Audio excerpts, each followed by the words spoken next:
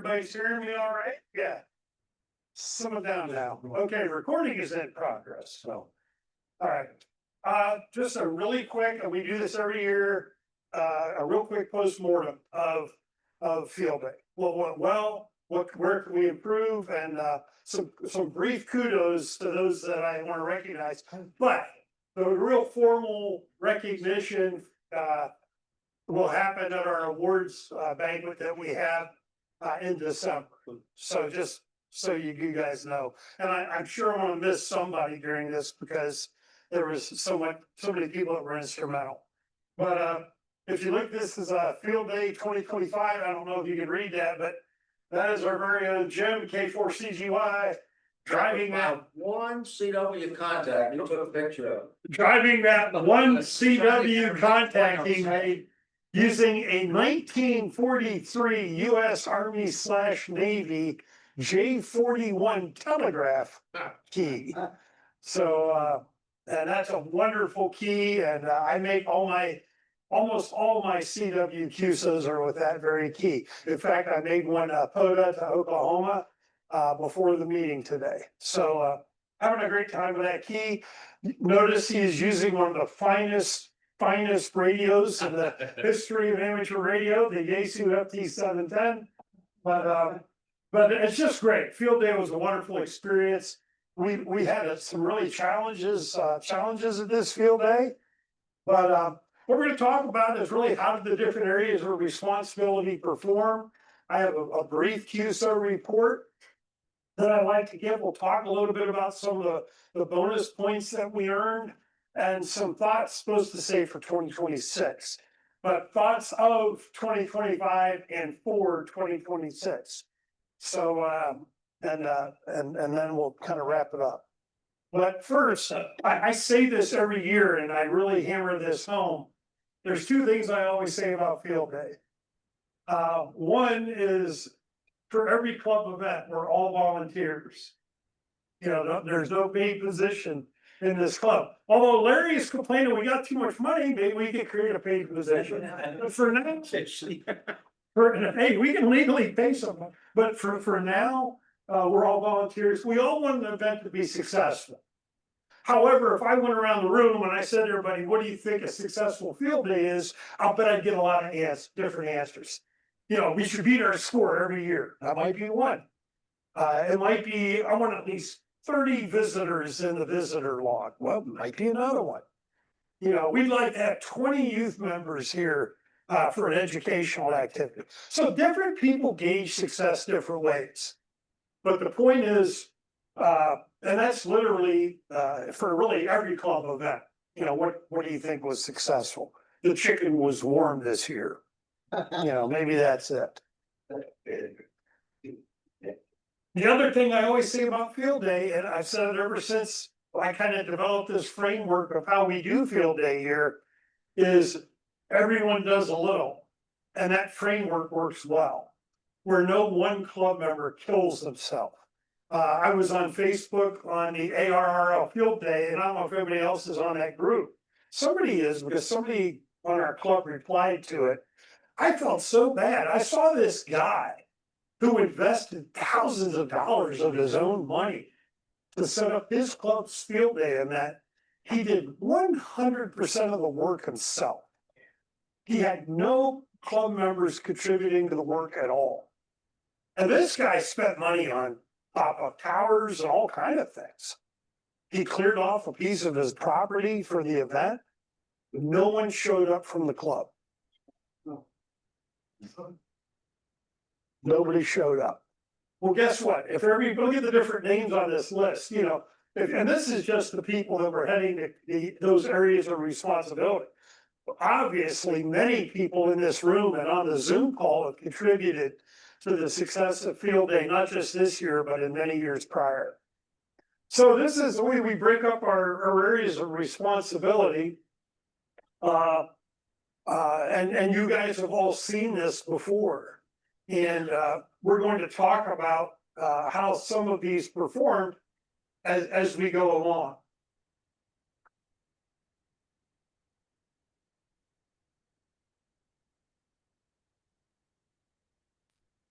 look at the delta. So in 2024, we had 557 phone QSOs. This year, we had 275 phone QSOs. Okay. However, look at CW. We actually had 40 more, or we actually had 5 more CW QSOs this year than we had last year. And I'm attributing it to the new rookie operator who just tore it up. Tearing it up, wow. Tearing it up. I couldn't copy a single thing, and if it wasn't for it was so funny watching Jim, Ed, and Dennis screaming out what they thought the call sign was of the people that came back to my 12 word per minute QSO on. You did fine. Yeah. I will brag about one thing, because this is the thing I'm most proud of, because I have worked so hard with CW, because I'm really slow. Steve's gonna love me. I can only copy it like 12 words a minute. And in the Long Island CW Club, they really teach you should never send faster than you copy. And even if you're at 25 words a minute copying, you shouldn't send at 30. You know, you should never send. And when I was all done operating, and I'm like, I'm done. You know, I was so stressed out. Dennis looked on the network, and I've been working really hard to slow down my sending. And my sending speed was between 11 and 13. So 12 dead on. And that's what made my field day right there. That to me, that told me that I finally achieved what I've been trying to achieve, is slowing down that sending speed. But anyhow, so CW digital continues to go up. In spite of having a lot of problems with the digital station, we're going to talk about that coming up here very soon. In spite of having problems with digital and with logging, digital continues to be sort of the go-to mode that can every year after year after year, digital is going up. And I think it's because more people are operating digital modes now than ever. More and more, especially when, you know, when the sun gets real spiritual and conditions are in the toilet. It's funny how you can still get that Sri Lanka QSO.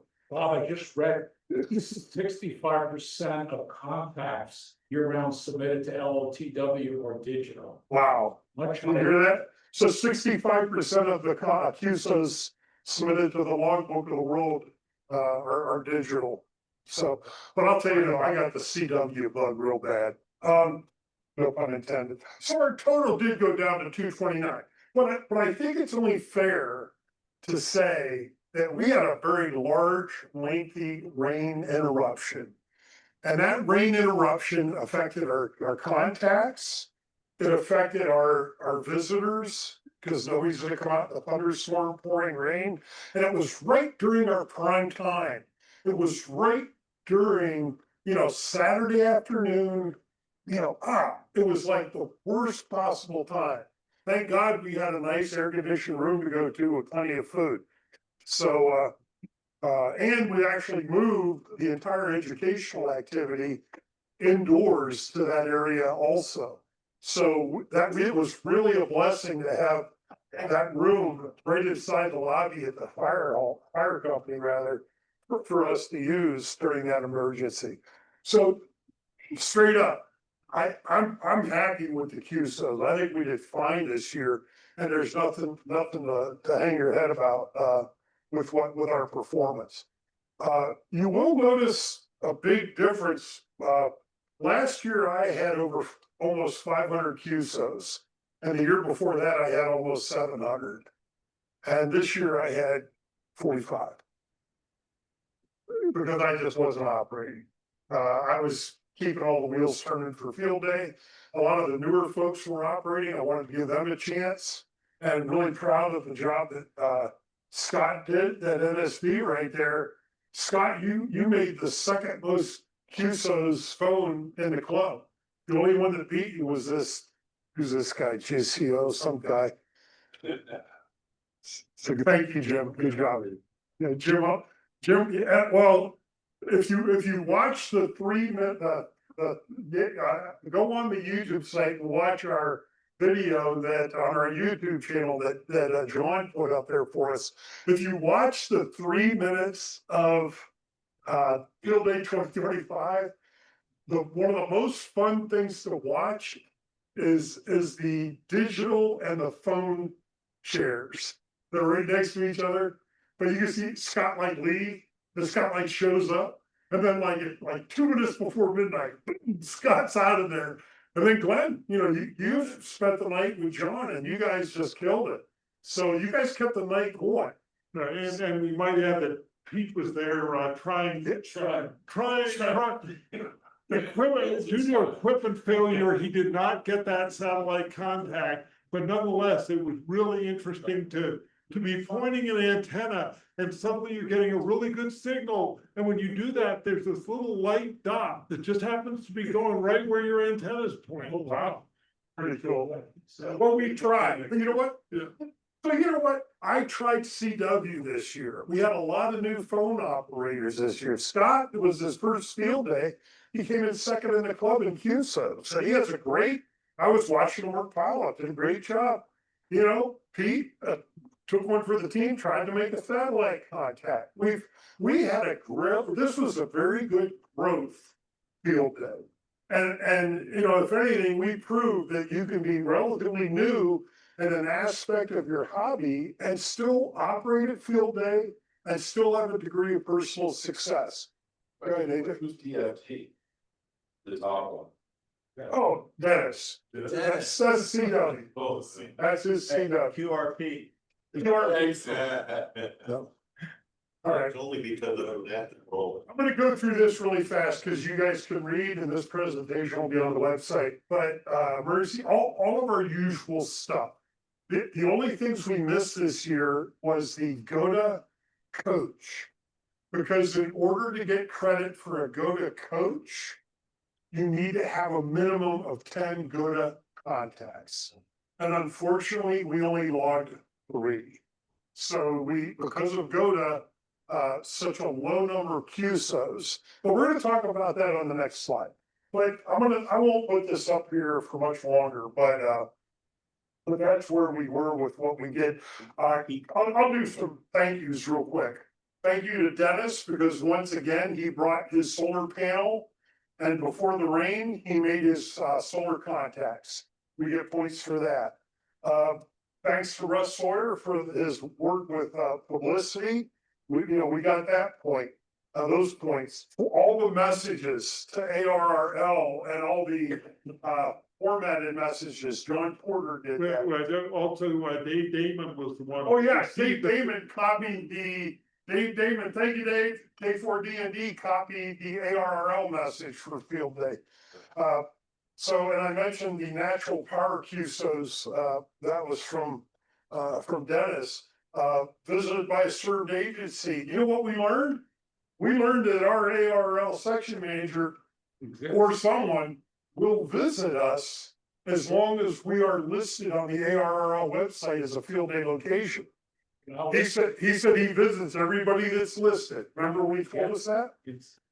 Educational activity, Benjamin, you totally killed it. Right. Benjamin just killed it was it was the biggest educational activity I've ever seen at a club event, period. The only thing that comes close is when we did JOTA at the scout camp. Credit where credit's due. That many students and youth to come out to that educational activity was just staggering. And it did my heart good to look out there and see that. What's that? What were we, go ahead, Benjamin?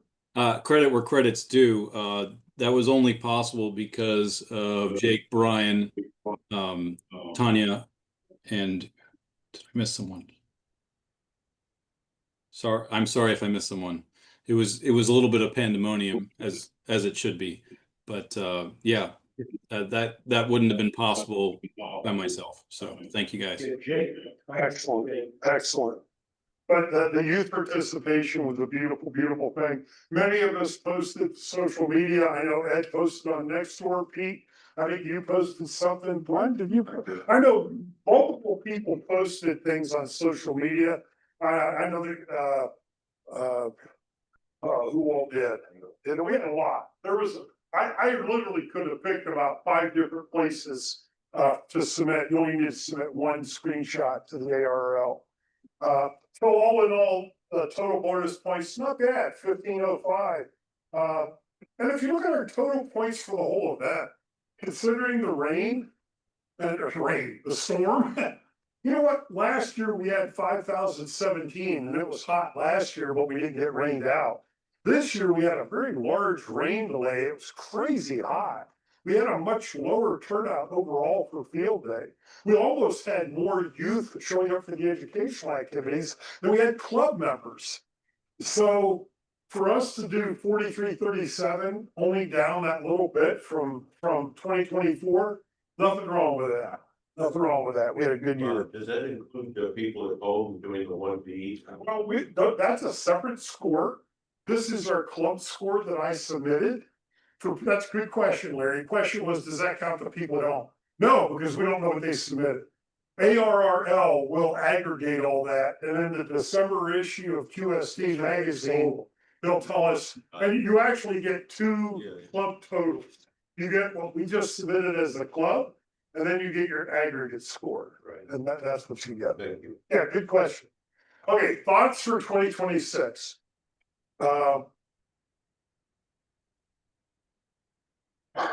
I was not counting on being in the hospital the weekend before field day.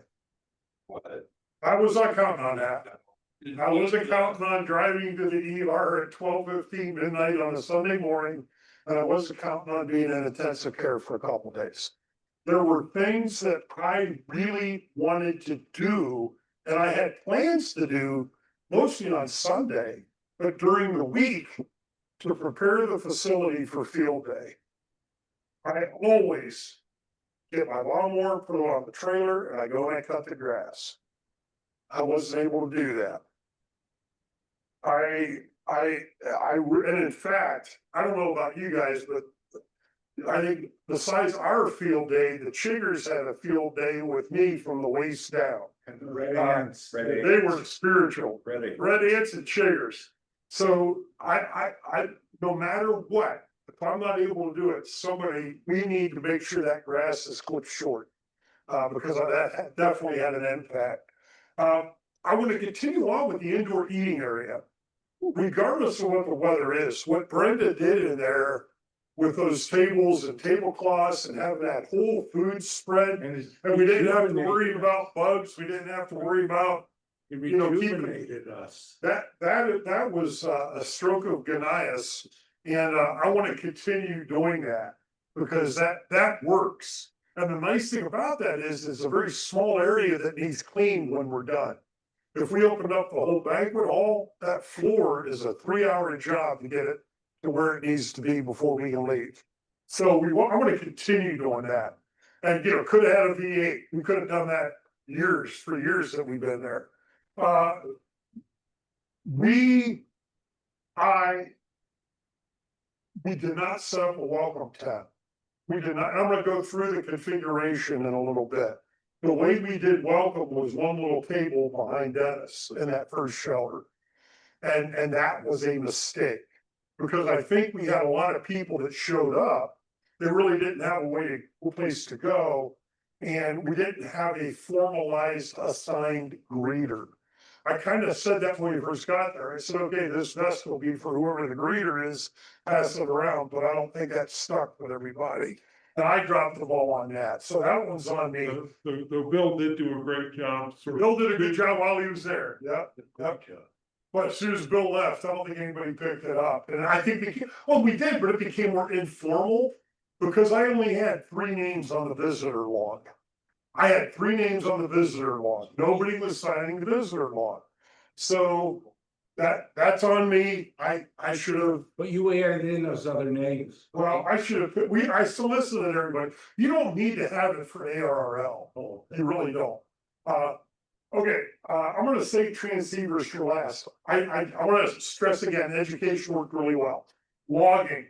One of the other things I really wanted to do during the evenings of the week before field day was get everything set up, get digital set up, get the stations logging, get everything talking to everybody. So when I went there to set up the logging and the network Saturday morning, you know, I had a lot going on, but when I got there Saturday morning, it would have been nice if I would have had everything talked. Pre-configured. And unfortunately, that didn't happen.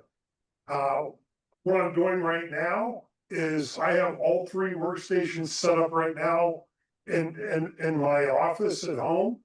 And I am working on configuring that, you know, updating all the Windows machines, updating all the drivers, getting it so ready that all we have to do is get it to work. Operating, we need more CW operators. What I learned is you don't have to be fast to work CW for field day. I am not that smart, and I say this every meeting because those that know me know it's a fact. But I learned CW to get to 12 words a minute, clean enough on the air where people could copy me. I literally did that in like 2.5 months. It's not hard if you have the right way to learn. And I'm happy to talk to you more about that. Watch my YouTube video on the Long Island CW Club. But I encourage you, if you haven't worked CW before, you don't have to be 25, 30, 35, 5 million words a minute to be effective at field day. And guess what? People did come back to me and they did slow down for me. And it was a beautiful thing. Yeah, I want to get faster, but the point is don't feel like you have to be super fast to start. I operated 90%, 17 words a minute. There you go. And you had people like NR4M who, I think you didn't slow down for me, but people will slow down. Yeah. You know, just to comment, yeah. That's courtesy. That's part of the mode. So Part of the mode, 17 words a minute, that's it. And I want to encourage more people to get on phone. We really didn't have, you saw the operator list. We need more people to come to field days. Well, Every, it was a tough field day. For safety, I think we could have done better with coax this year. It was so hurried to get set up. But I think we could have done better with that. I have an idea for the antennas. I don't want to go too long, but I have an idea for the antennas. Dennis, how much time do you need? About 10 minutes? If that. That's it, yeah. My idea for the antennas, and I'm just going to draw this for everybody to see real quick. If you think about what we got, we kind of have this L thing going. We got a tree right here. We have our tents right here, kind of like that. We got the light pole here. We got the tower here. I'll stand off to the side there. No, I'm going to show you. So we got the tree here. Okay, and then we got the big honking tree, the BHT over here, right? And then we got a tree over here. Then a tree over here. Yeah. Okay. I measured the antennas very, very carefully. And when we took them down and put them back up, we screwed up when we weren't thinking.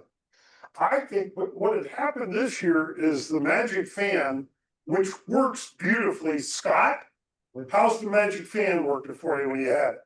Very good antenna. Beautiful antenna. Excellent antenna. I'd give it more than a very good. That's why you call it the Magic Fan.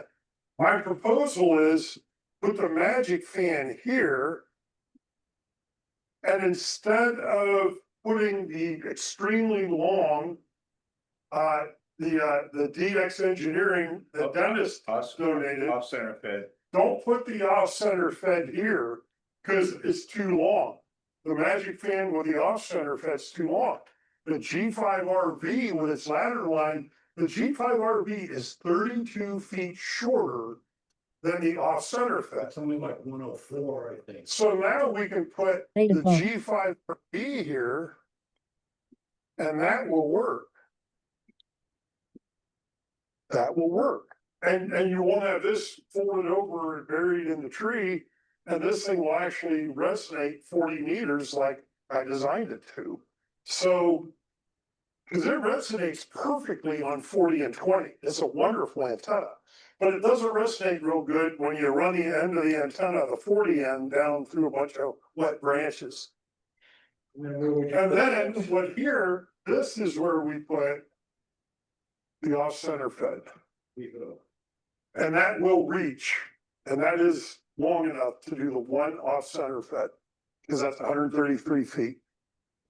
I think we can do that.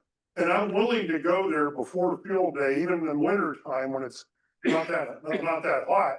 If somebody wants to go out there with the Club's new FT 710, we can talk about hooking that up and testing it. As soon as we get the new FT 710.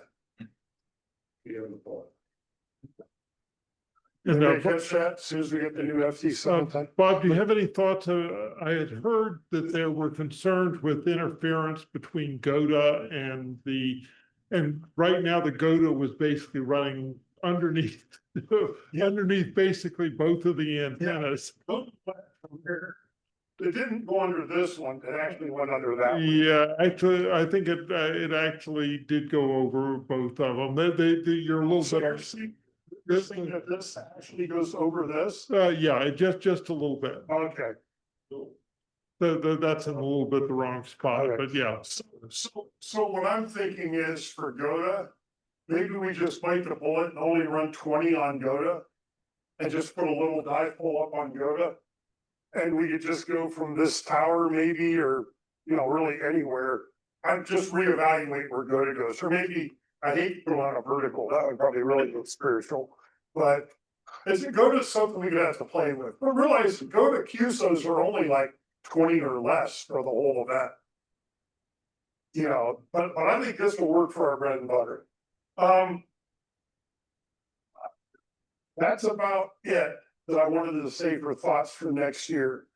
I liked how the food worked out. I think the food went well, and pretty happy with that. I did drop the ball in many areas, and I apologize Bob, for are it. you talking about putting down insecticide? Yeah.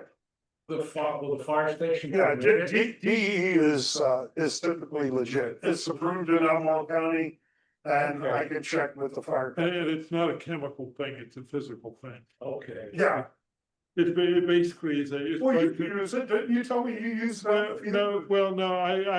we use it a lot for digging wells and putting it around that. Well, you're the one that told me about it years ago. Okay, well, anyway, I'm not sure that I was, but basically what it is it's just frustules from diatoms, tiny little plants that have essentially glass cases. So it's really like super finely broken up glass that insects just cannot deal with because they inhale it and things like that, but it does not hurt people. No, it's perfectly, and it doesn't hurt mammals, it doesn't, yeah. But it's pretty well accepted. I mean, it's a very common thing that's used. Okay, this is basically what now, this is, oh shoot, I wish there was a way we could now. Anyhow, well, really it doesn't matter, because this is education. This is what we did not this year, but last year.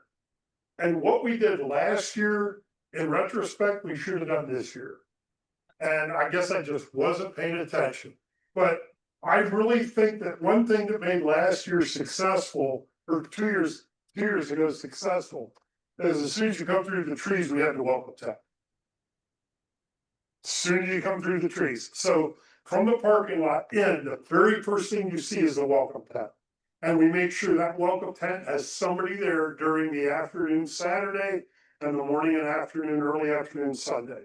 And that's it. But that welcome tent presence with the table, the sign in, that way nobody physically gets past it. Because nobody's gonna walk in through the trees, you know, in a different spot. GOTA right behind it works really well. I think we need to do that again. Mix up the order of the stations to how we did it this year, where we have CW, then digital, and then phone at the end, and then the food shack. That's how we did it 2 years ago, and that's how we did it this year, the order. And I want to make sure we do. So in other words, I want the 2024 setup in 2026. Only difference being take education and put it where we had it this year, and order the transceivers like how we had it this year. And I think we got a good layout with that. The trailer was a beautiful thing. Here. So However, I will say it left a mark. Give me a motion. Yeah, me too. I got me when I got home. Yeah, no, we have got to put something on Yeah, that trailer to keep yeah. it from banging our Brenda heads. bought a foam pool noodle, and we are going to put the pool noodle, put it on there with some good tape, You glue it on. and no, just stick it up there while we're loading and unloading, and then throw it back in the trailer. Okay, I do have a suggestion, and some of you who are really astute may have caught it. What did I say during my presentation? Yeah, we were talking about the club's FT 710. Yeah, here's the situation. This is what I've come to realize. Who has been to at least 5 years worth of our field days in the last 5 years? Can anybody tell me 2 years in a row where we had the same digital setup? Same machine, same radio, same PC, same everything? No. Because what happens is we kind of ad hoc digital.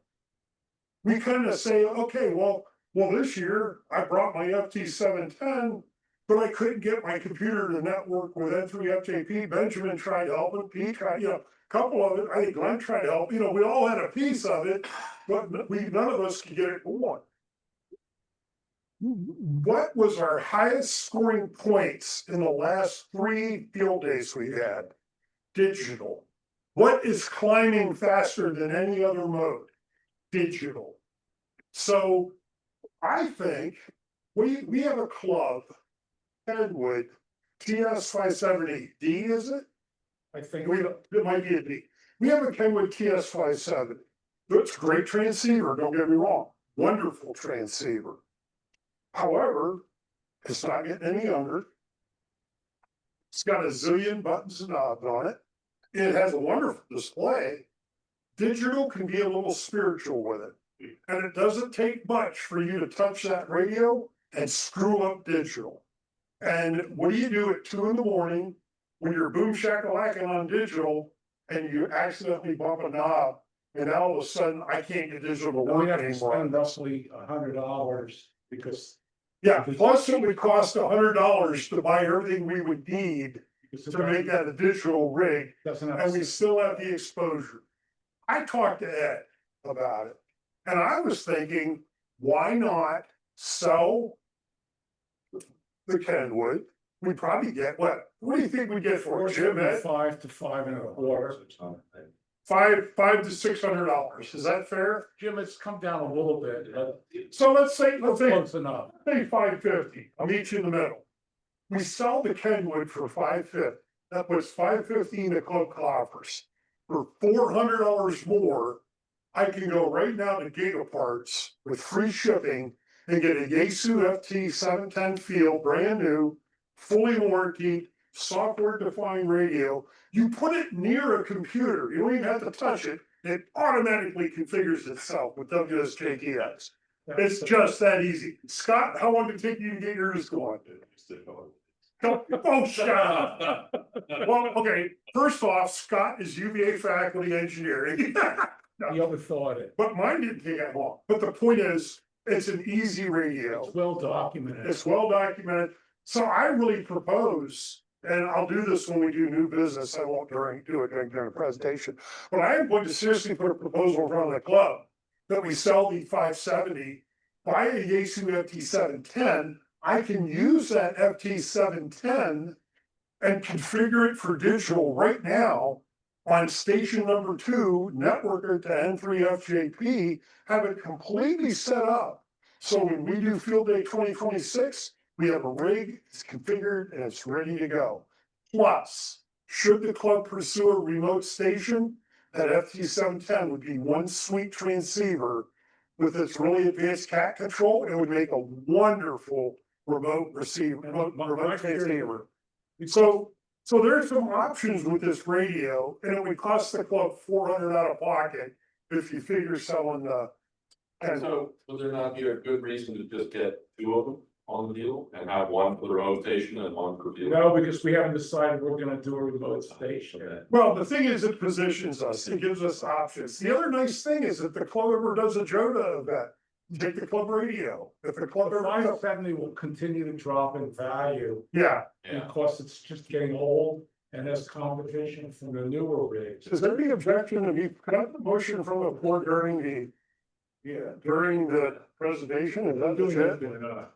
Why not? Money. All right, I would like to make a motion that the club sell the Kenwood 570 and use those proceeds along with probably about $500 to $600 of When you buy the 710 now, you're not gonna wait to sell the transceiver. it's up to you. It's up to the club. Just one back. All right. Okay, I make a motion that the club spend about $950 for a new Yaesu FT 710. Seconded by AJ. All in favor, say aye. Aye. Any opposed? We need a power supply. Yes. We have a power supply. The club has a switching power. Yeah, the club has a power supply. All right, I think it looks like we're buying a Yaesu FT 710.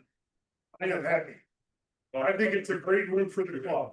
Question, the laptops that you were using, Yeah, they're fine. are they club ones? Yeah, They were donated. yeah, the club, that's a great question. The question was, are the laptops donated by the club? Yes, they are donated to the club. Yes, they are. They're Windows 710. They don't connect to the internet, nor do they have to. So even when Windows goes into service, we can continue using them. We're only using them for N3 FJP. Kevin donated them. Yeah, and they work fine. There's nothing wrong with them. So Scott? What, are we limited to the 3 antennas? No, we are only, when you operate 3A, you can have 300 antennas. You can only have 3 transceivers at one time. But shouldn't we be at 4A? No, we don't have enough operators. It's an operator. Yo, Oh, it is. I know, Jim. Jim wants to go 4A because there aren't as many 4As as there are 3As. Yeah. But, Let Jim give his proposal. well, we can talk about that. you know, it's not field day, it's my explain until we talk about field day next. Yeah, we'll talk I about, think next we year we'll should talk field day about it. it, yeah. But, all right, does anybody have anything else, regarding field day? I'm going to I'm not gonna take a break. I'm gonna go right to Dennis. Dennis, you needed internet, right? Well, really have enough time, we're supposed to be out of here at 8:30. Yeah. well, you Yes, said you no, only had 10 they minutes. don't throw us out. Huh? They don't throw us out. 9, I think. Oh, Yeah. Dennis, where did you wanna go? Just talk then. Hamvention? All right. Yeah. Okay. We'll be all right. Dennis, did you wanna go to Hamvention? Do FDIM, What? 4 days in May. 4 days in May, 4 days. While Bob is setting that up, I just mentioned if you want to see the entire field day activity in 3 minutes, just go to the club website on the club YouTube channel. It's there prominently. You can see it all happen. One picture, one frame every 20 seconds of real time. FDIM. Yeah, the only problem I had with it was that my sound effects did not include thunder, it only included rain, so when everybody evacuated, you will hear rain sounds, not thunder sounds, which would be more. to be? No, it's actually That's FTIM. Yeah, no, it was a lot of rain. 4 days in May, 2025. We don't want the photo gallery. We just put fine. down those glass beats in the whole field, or just the operating position. You're the mediated content. Okay. All right, I'll try to- so every year for the last, I don't know, 10, 15 years, I've been trying to go out to this conference called 4 Days in May, which precedes the big Ham Fest out in Ohio, which is now Xenia, Ohio. And what this is we had over 300 people this year. Most of these guys are very technical, very smart, and QRP, which I know doesn't fit in with a lot of guys operating, but it's amazing how many technical things that they have come up with. In fact, the Nobel Prize winner was one of our speakers that developed FJP. WSJTX. Yeah, I forget his name, but he came out and gave a presentation one year. So this year, we had good turnout, like I said, over 300 people. And this is the proceedings from the event, and all this cool stuff in here, which half of it is way over my head, okay? But one of the things that was really cool was this gentleman from Australia who's big into whisper, which is weak signal propagation. I gave that presentation, I think last month or a couple of months ago. Anyway, what he does, he works for the United Nations. He's from Australia, he's a BK, he's got like 10 different call signs. And he travels all over the world, all these different countries. Well, he can't operate there, but what he does, he sets up these stations to transmit on whisper at the hotels or wherever he's at. So he gave a presentation on how to do this efficiently and whatever. So that was right up my alley because I do whisper. So he's got pages and pages about how he does that in here. There was another one presentation about QRP rigs that have been developed. The QRX company is out of Turkey, and he is like killing it. To put an order in, I think it's like 6 months wait for his products. So that was by Thursday. They call it 4 days in May because it starts Thursday. All day they have presentations. And then at night they have what they call vendors night. And they have vendors, antennas, QRP rigs, whatever, packed with people. On Friday, we have all day you can go to the Hamfest. And at night they have club night, which the clubs all do presentations on different kits that they built or presentations, and that's really cool.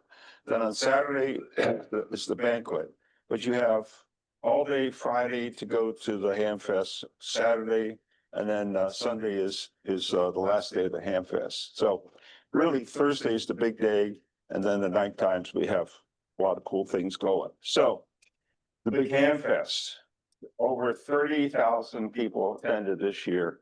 And what was cool is you walking down the aisles, the indoor places, the outdoor, and you see these badges from Australia, from China, from South America. And I mean, it's just these people from all over the world. I was standing there talking to somebody, and this gentleman from Japan was there. Then another came up from India. They knew each other because of the work that they had done in DXing, whatever. So you have a JA and then a VU talking to each other, and then the English. Right. But it's just a cool place to go to. I encourage everybody to go at least once. And Xenia, the town, does a great job. They have golf carts take you to the parking lots. They have shuttle buses, which I always take the shuttle bus.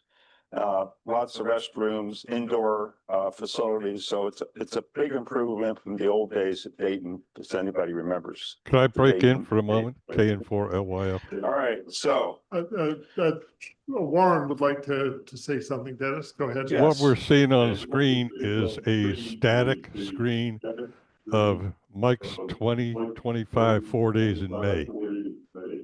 There are no slides. That's correct. all right, that's the conference I go to before the Xenia Hamfest.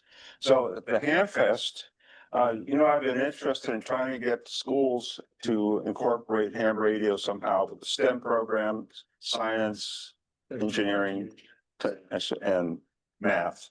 Anyway, so I ran across one booth there, Yoda used on the air American Camp Handbook. So they have a summer camp in Halifax, Canada, Nova Scotia, that all these young people go to, and it's just amazing. So there's a lot of interest in getting youth on the air, because people like myself are not going to be here very long, and we need to replace people, especially CW operators.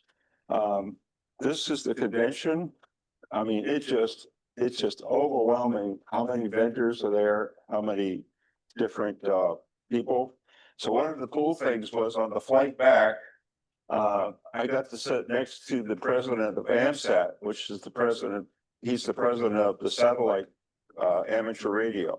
I bent his ear for the entire flight. I mean, he was probably sorry he sat next to me. So I am fired up about working satellite. And Pete, I did take a video of you trying to work the station. So if we have time, maybe one of the meetings we'll show that or put it up on the website.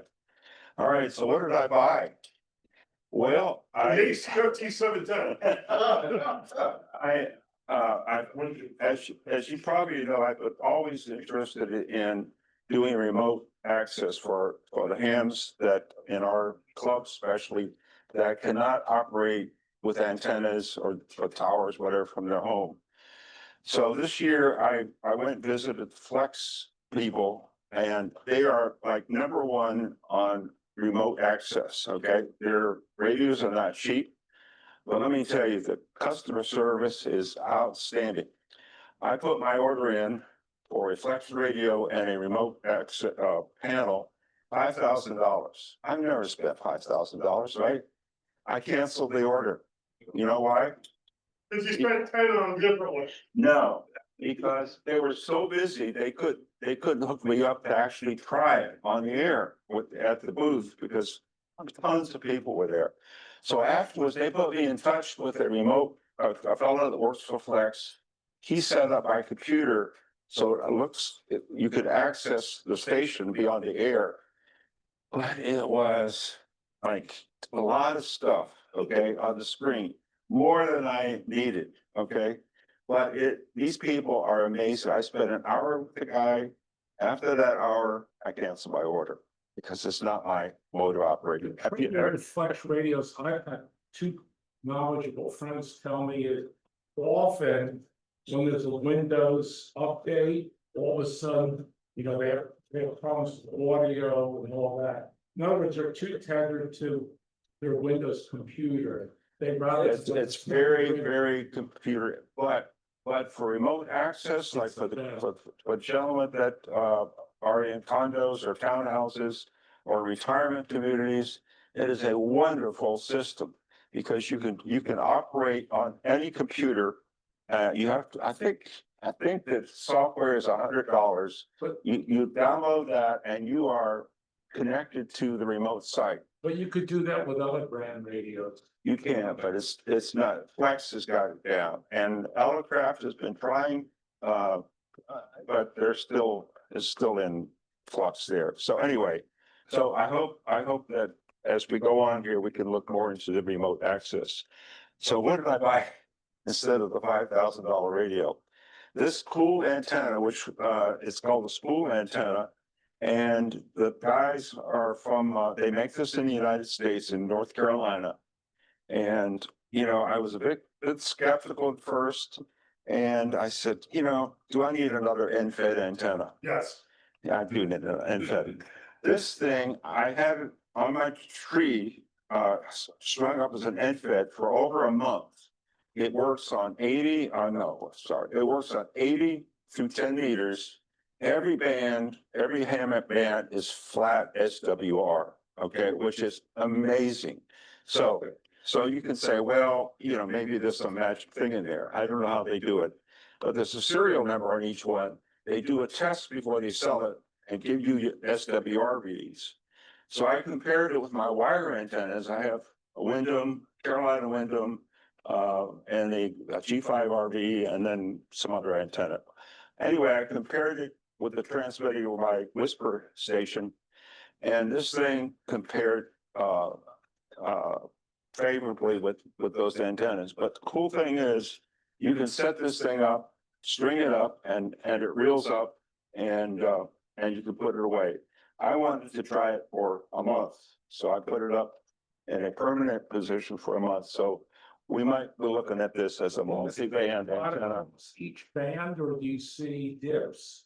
No, it's SWR goes down for like if you're on 40 meters, it's flat. If you're on 20, across the whole band, that's the whole band. it's that 100% has to receive. Yes, yeah. I mean, it's not perfect. I mean, some of it, like if you go up to the phone band, like 50 meters is so big, you might get up to 3-to-1, but it still operates. But it's just amazing. So that's what I bought, canceled my $5,000 order. And I bought this, which is about $200. So anyway, that's if anybody has any questions, and if you like to look at the brochures, I know we're running out of time. But this is the Hamvention one, and then the one for the youth on the air, which I hope to pursue with our club, getting members, and then the 4 days in May. All right. That's good. Oh, I wanted to thank, hats off to the folks that helped me log the CW, and I can't remember everybody's name, but anyway, that was a big help because I am terrible at keyboarding. So thank you for helping out with the log. Good job, Dennis. Thank you. All right, now we're gonna go to AJ real quick for the raffle.